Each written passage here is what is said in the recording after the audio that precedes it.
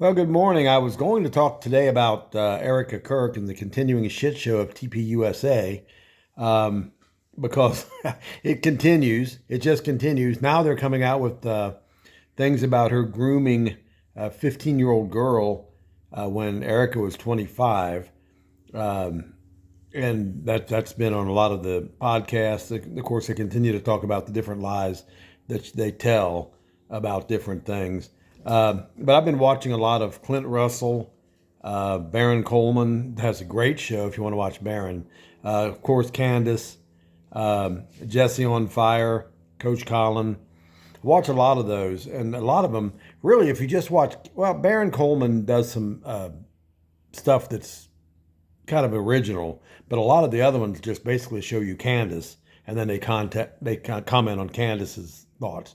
But but I would definitely watch Candace if you're interested in Erica Kirk and her background and her mother's background, and the military and the CIA aspects of that.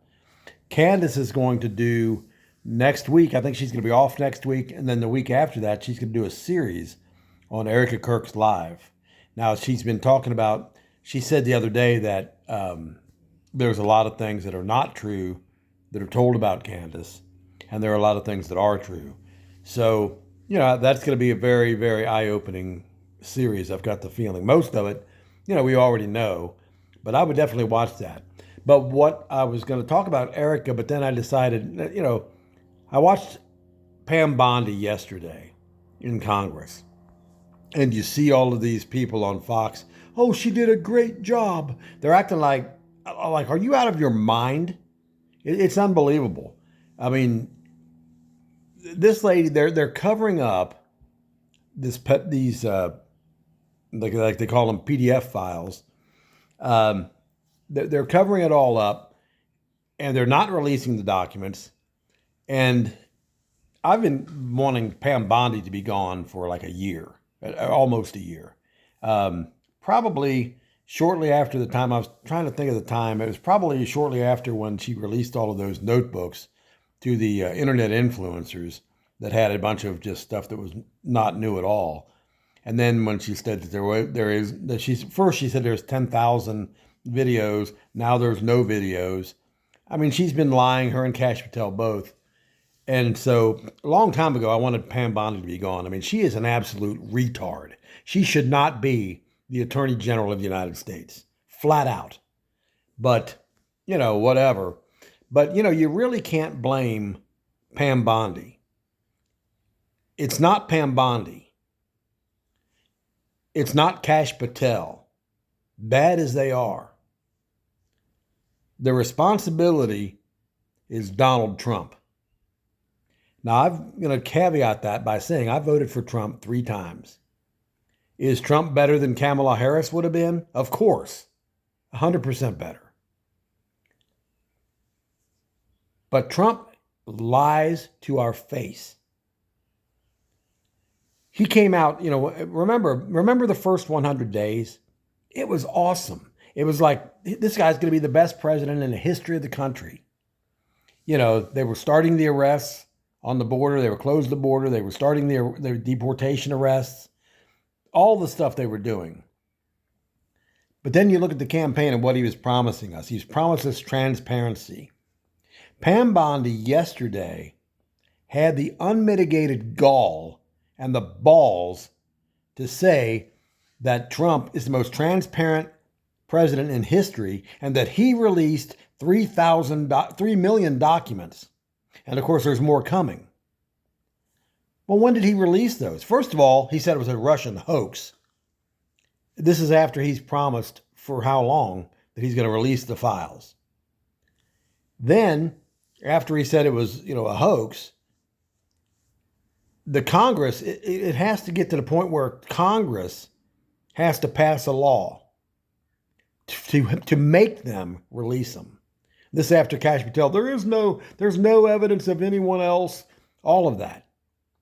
So Congress passes a law, all but one member of the House of Representatives votes to release the documents. Every United States senator votes to release the documents. So Pam Bondi yesterday says, Trump signed that law. Well, what was he going to do? If he didn't sign that law, Congress, if he'd have vetoed it, Congress would have overridden that veto in 5 minutes. They had every vote. So what choice did he have? So now they're acting like they're the ones that released it. Bullshit. You have been fighting this for ever since you came in office. And the question, though, I have is why? Why are you fighting this? I don't believe for a minute that Trump did anything nefarious with any of these girls. I really don't. But why? And what one thing was said, I mean, Trump said that he's protecting his friends. Well, who are his friends? Who are his friends?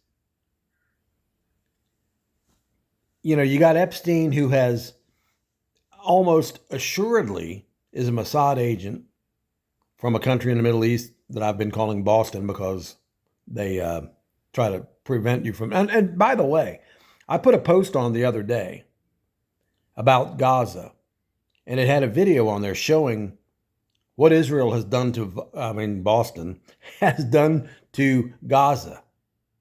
It is leveled. I mean, leveled. One person saw that and commented on it. One. I don't believe anybody's seeing it because, you know, if you say things about certain things, the algorithm stops it. But I did that kind of as a test. I mean, not that I disagree with it, but it was kind of a test to see. But so, you know, I mean, Epstein was a Mossad agent.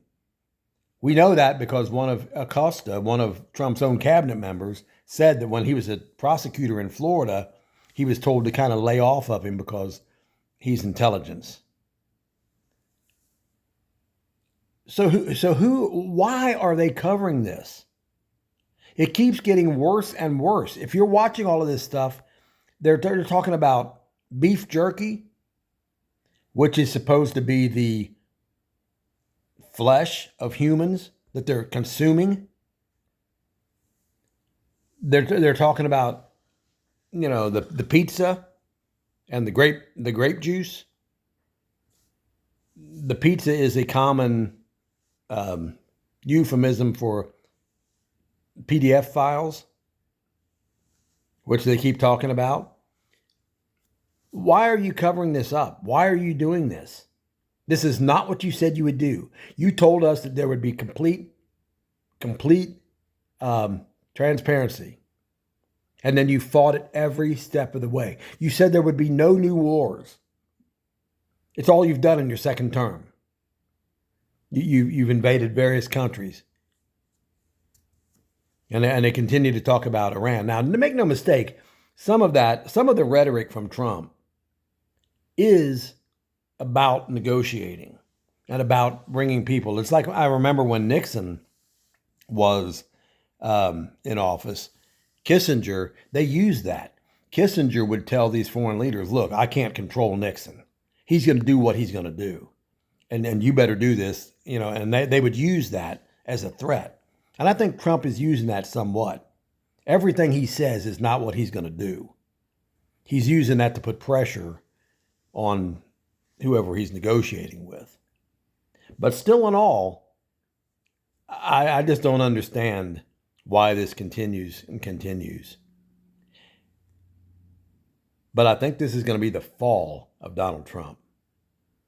Because what's going to end up happening, and this is just my opinion, and this may not happen, and that's not that I want this to happen, but I think this is what is going to happen. We're going to lose the midterms. We're going to lose the midterms in no small part because of this very thing. Trump is losing support. He's almost lost my support. He's losing support from people on this issue. And if we lose the midterm, you can bet your ass the Democrats are going to start impeachment proceedings.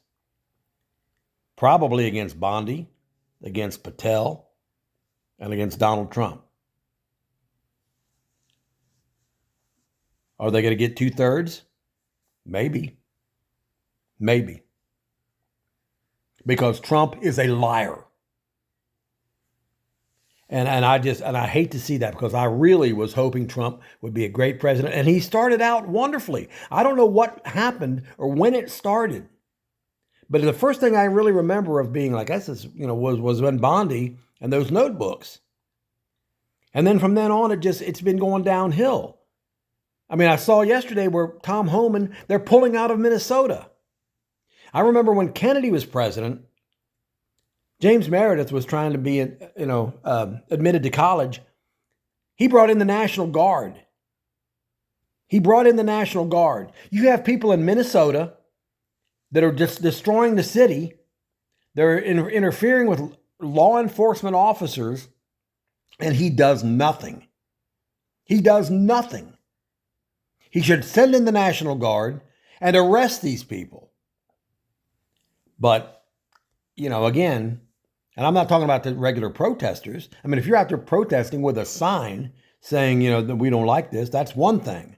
When you're in the face of law enforcement officers, spitting on them, doing whatever they're doing, that crosses the line. When they're assaulting their vehicles, what have you. But, I mean, this is just not the president I voted for. We voted for Donald Trump because he was a strong leader, he looked like. He's on our side. Well, he's no longer on our side. I don't know how you can say that. And where did it come from? Why is he doing this? The only thing I can think, Epstein was a Mossad agent. They're covering for Boston. That's what they're doing. Who else would really be harmed if it came to light that Epstein was intelligence and was doing all this stuff and blackmailing people, which is what he was doing, almost assuredly. There's a book I've got. I'm going to find it. Oh, it's right here. I just got this. It's called One Nation Under Blackmail. It's by Whitney Webb. And I saw it on a couple of shows, and I bought it. There's 2 volumes to it. But it takes you from the beginning when the CIA was formed, even before that, an OSS, all the way through Epstein. And I've just got it, and I'm just starting to read it. But who else would be harmed if information came out about Epstein being a Mossad agent? It would be Israel. Plus, when you couple that with the fact that Maria Adelson gave Trump millions and millions of dollars, and going into Iran, who is that going to mostly benefit? So when you put it all together, I don't know. I'm just distraught about it. But